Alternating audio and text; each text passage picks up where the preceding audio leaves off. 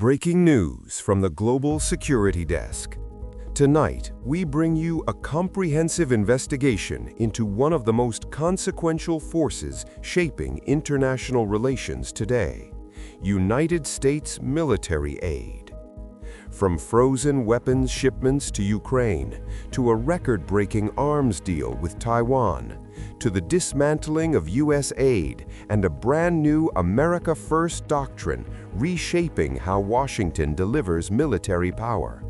The story of American military assistance in 2025 and 2026 is one of dramatic shifts, geopolitical tremors, and a world adapting to a new reality.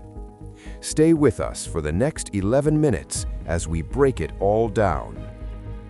Let's start with the numbers. The United States operates the largest defense budget on the planet. In fiscal year 2025, that figure stood at $849.8 billion. And in a vote that sent shockwaves through defense capitals worldwide, the U.S. House of Representatives passed a record-breaking $901 billion defense spending bill for fiscal year 2026, $8 billion more than President Trump himself had requested. To put that in perspective, that single budget exceeds the combined military spending of the next 10 nations on Earth. But here's where it gets complex. While the Pentagon's war chest keeps growing, the distribution of that power, who gets weapons, who gets support, and under what conditions, has undergone the most radical transformation in decades. The new White House doctrine is clear. Military assistance is no longer just a foreign policy tool. It is an economic lever, a strategic bargaining chip, and above all, a reflection of America's own national interests. First, no story captures the seismic shift in American military aid more dramatically than Ukraine. Since Russia's full-scale invasion in February 2022, the United States committed $65.9 billion in military assistance to Kyiv, making it the single largest recipient of American military support in modern history. Weapons systems, ammunition, air defense batteries, intelligence support, the pipeline was vast. But in early 2025, something unprecedented happened. President Donald Trump froze all military aid to Ukraine. The decision sent shockwaves through NATO capitals, emboldened Russian negotiating positions, and triggered urgent emergency sessions across European parliaments. The freeze was eventually lifted, but the damage, strategic and psychological, was profound. By mid-2025, U.S. military aid to Ukraine had dropped by a staggering 99% compared to the previous year. 99%. The European Union rushed to fill the gap, increasing its own military support by 67%, but it was not enough to compensate for the American withdrawal. The episode raised fundamental questions about the reliability of American security guarantees, not just for Ukraine, but for every nation that has structured its defense around U.S. support. As peace negotiations between Kyiv and Moscow slowly gained traction in early 2026, with both sides navigating carefully around President Trump, the legacy of America's on-again, off-again Ukraine commitment will shape alliance politics for years to come. Across the Middle East, American military aid tells a very different story.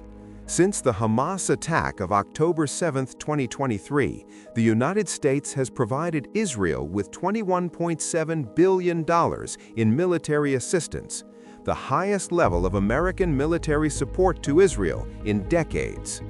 In April 2024 alone, Congress approved $14.3 billion in emergency military aid, alongside $9.2 billion for humanitarian response.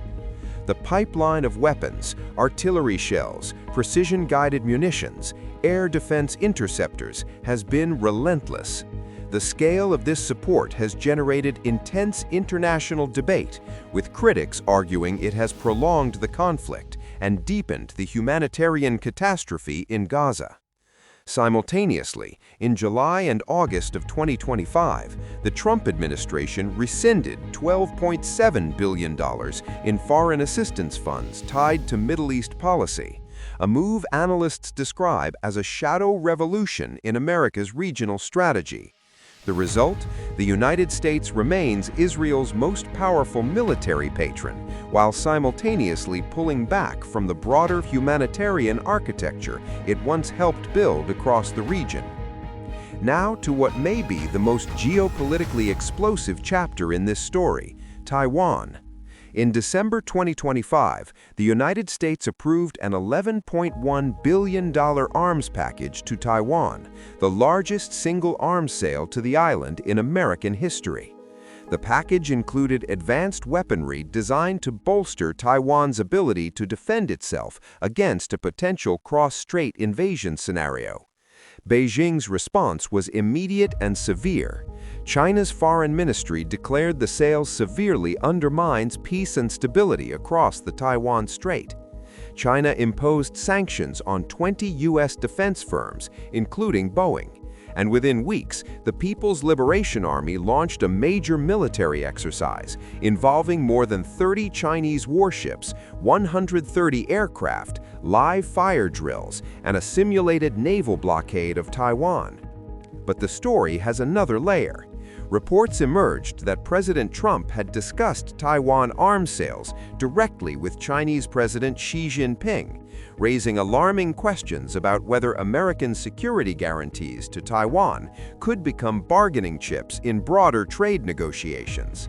A dangerous precedent, analysts warned, that could fundamentally destabilize the security architecture of the entire Indo-Pacific. In February 2026, the Trump administration formalized a sweeping new doctrine that crystallized everything we've been describing: the America First arms transfer strategy. Signed by executive order, this landmark policy represents the most significant overhaul of U.S. arms transfer policy in a generation. Here's what it does.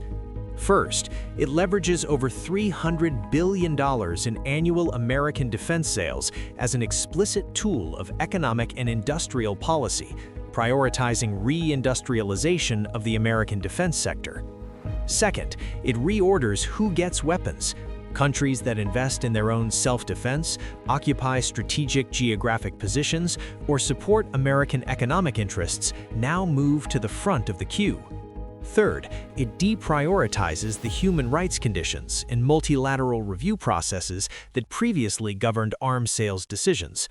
Critics warn the strategy elevates economic priorities at the expense of strategic stability and foreign policy coherence. Supporters argue it finally aligns American military assistance with American interests. Either way, with more than 16,000 open foreign military sales cases valued at $903 billion, the United States remains by far the world's dominant arms exporter, and this new doctrine will determine who benefits and who doesn't. For decades, the United States has complained that its NATO allies weren't paying their fair share of collective defense. In 2025, that argument reached its culmination.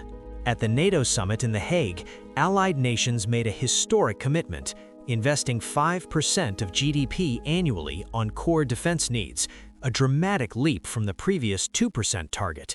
U.S. defense spending itself reached $980 billion in 2025 alone.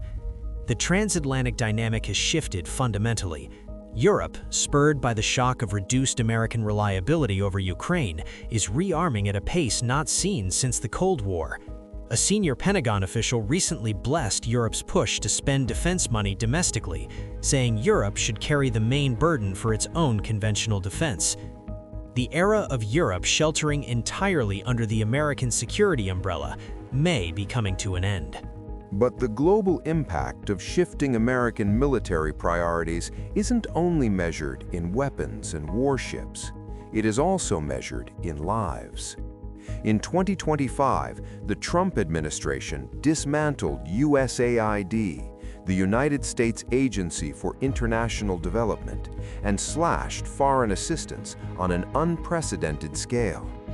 Between 2024 and 2025, more than 30% of global humanitarian funding disappeared, driven overwhelmingly by the collapse of American support. U.S. obligations for humanitarian and food assistance in fiscal year 2025 dropped 58% compared to the prior year. The United Nations reported that by the end of June 2025, less than 17% of the $46 billion needed to meet global humanitarian needs had been received. Harvard's Humanitarian Initiative warned that this funding collapse will threaten global health, exacerbate humanitarian crises, and destabilize fragile regions. Congress attempted a partial correction in early 2026, passing a $50 billion foreign aid bill, but still 16% below 2025 levels. The paradox is stark. As America's military footprint grows more transactional and commercially driven, its soft power, the aid networks and development programs that built goodwill for decades, is rapidly eroding. Across the Indo-Pacific, America's allies are watching and recalibrating. Japan has dramatically accelerated its rearmament program. South Korea is expanding domestic defense production. The Philippines, caught between its alliance with Washington and its proximity to Beijing, is navigating a precarious tightrope. The 2025 U.S. National Security Strategy explicitly reorients American focus toward the Western Hemisphere and away from multilateral engagement in Asia. Washington's strategic turn inward is straining ties with Japan, India, and other Indo-Pacific partners, leaving a vacuum that China, Russia, and regional powers are actively working to fill. The message from Asian capitals is consistent. They want American security guarantees, but they are no longer certain those guarantees are unconditional. So what does it all mean? The United States remains, by every measure, the world's preeminent military power. Its defense budget dwarfs all competitors. Its arms exports dominate global markets. Its alliances, NATO, bilateral treaties across Asia, security partnerships worldwide, form the backbone of the current international order. But the terms of American military engagement are changing rapidly and fundamentally. Military aid is becoming more transactional. Security guarantees are becoming more conditional. The new doctrine says, in effect, America will remain the world's arsenal, but America's interests come first. For allies, this demands a reckoning, greater self-reliance, higher defense spending, and a new calculus about what American partnership truly means. For adversaries, it presents both opportunity and uncertainty, and for the world, it signals the dawn of a more multipolar, more unpredictable security environment. This has been the Global Impact Report. Stay informed.